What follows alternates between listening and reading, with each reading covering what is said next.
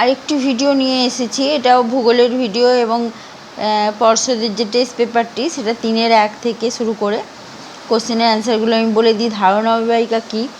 ধারণ অববাহিকা হলো পার্বত্য এলাকায় নদী যতটা অঞ্চল জুড়ে বিস্তৃত তাকে বলা হয় ধারণ অববাহিকা। ঠিক আছে। হিমরেখা কাকে বলে? যে সীমারেখা থেকে হিমবাহের বরফ, কঠিন বরফ গলতে শুরু করে সেই সীমারেখাকে হিমরেখা বলে।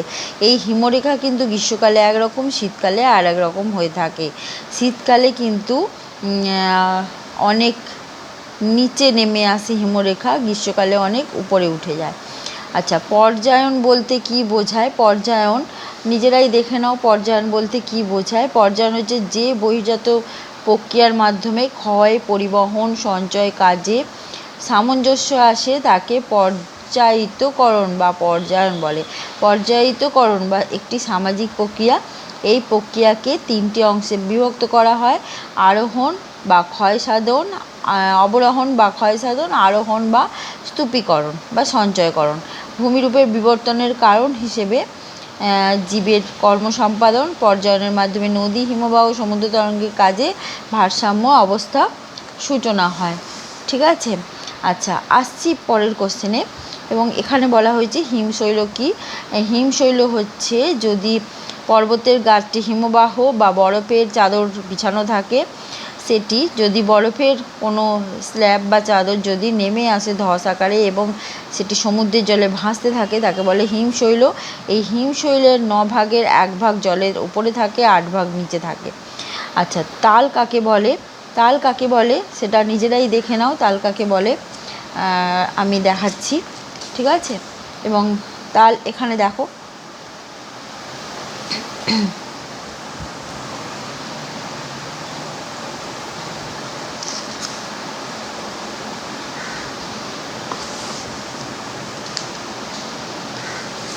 আচ্ছা তাল কাকে বলে আমি বলে দিই। তাল হচ্ছে যদি কুমায়ুন যে হিমবাহ হিমালয় আছে সেখানে যে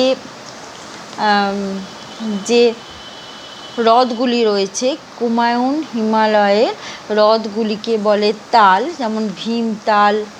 ঠিক আছে। ভীমতাল, তারপরে এই দেখো এখানে তাল। কুমায়ুন হিমালয়ের হিমবাহের দ্বারা ক্ষয়ের ফলে অনেক অবনত অংশের সৃষ্টি হয় এবং এই অবনত অংশের জল সঞ্চিত হয়ে হ্রদ সৃষ্টি হয়। এই হ্রদগুলিকে স্থানীয় ভাষায় তাল বলে। এখানে তাপ দি বলেছে, এটা প্রিন্টিং মিস্টেক আছে। গাঙ্গেয় সমভূমিতে জলাভূমি হ্রদগুলিকে তাল বলে, উদাহরণ নৈনিতাল, ভীমতাল, সাঁততাল প্রভৃতি। ঠিক আছে। আচ্ছা, আসি প্রশ্নে। আচ্ছা, এখানে বলা হচ্ছে প্লাবন খাল কাকে বলে? এখানে নদী যদি বন্যার কারণে প্লাবিত হয়ে যায়, সেই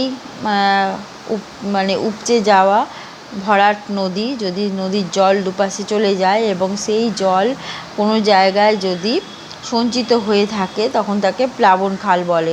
ঠিক আছে। আচ্ছা, এখানে দেখো আসো, মৌসুমি বিস্ফোরণ বলতে কি বোঝায়?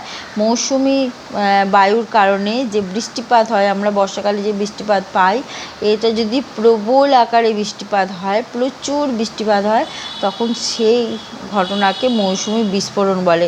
প্রসঙ্গত মৌসুমি ছেদও বলে রাখি, একে ব্রেক অফ মনসুন বলে মৌসুমি বিস্ফোরণকে। মৌসুমি বায়ু ছেদ মানে যদি বৃষ্টিপাত না হয়। মৌসুমি বায়ু কিন্তু খামখেয়ালিপনাও দেখায়, অনেক সময় প্রবল বৃষ্টি হয়, অনেক সময় বৃষ্টি হয় না। বৃষ্টি না হলে মৌসুমি বায়ু ছেদ বলে। আর মৌসুমি বিস্ফোরণকে ব্রেক অফ মনসুনও বলা হয়। সামাজিক বন সৃজন আমি আগের ভিডিওটাতে বলে দিয়েছি, দেখে নিও। ভারতীয় কৃষির 2টি বৈশিষ্ট্য হচ্ছে, ভারতীয় কৃষিতে খাল সেচের মাধ্যমে বেশি এই কৃষিকাজটি করা হয় এবং এই বৃষ্টির জল বা মৌসুমি বৃষ্টিপাতের জন্য মৌসুমি বায়ুর ওপরে, বর্ষাকালের ওপরে ভারতীয় কৃষি অনেকভাবেই নির্ভরশীল। ঠিক আছে। আচ্ছা, ধানের 2টি উচ্চ ফলনশীল বীজের নাম হচ্ছে রত্না, জয়া, পঙ্কজ প্রভৃতি। অনুসারী শিল্প কাকে বলে? বৃহৎ শিল্পের যে ক্ষুদ্র ক্ষুদ্র অংশগুলো, বৃহৎ শিল্পের যে সমস্ত উৎপাদিত দ্রব্য তার যে ক্ষুদ্র ক্ষুদ্র অংশগুলো যখন ছোট ছোট শিল্পের আকারে সেখানে তৈরি হতে থাকে ক্ষুদ্র ক্ষুদ্র অংশগুলো, তখন সেই শিল্পকে অনুসারী শিল্প বলে। যেমন ধরো মোটর গাড়ি শিল্প, এটা বৃহৎ শিল্প হতে পারে, এবং এই কারণে যদি রঙের কাজ, রং উৎপাদন বা কোনো ছোট ছোট এখানে গাড়ির যে অংশ আছে, যেমন কাঁচ, টায়ার প্রভৃতি জিনিস যদি বিভিন্ন জায়গায় তৈরি হয়, তখন সেই সমস্ত শিল্পগুলোকে অনুসারী শিল্প বলা হবে। মহানগর কাকে বলে? যদি কোনো শহরের মানে জনসংখ্যা 50 লক্ষেরও অধিক হয়, তখন তাকে মহানগর বলা হবে। ঠিক আছে, এই পর্যন্ত, বাই।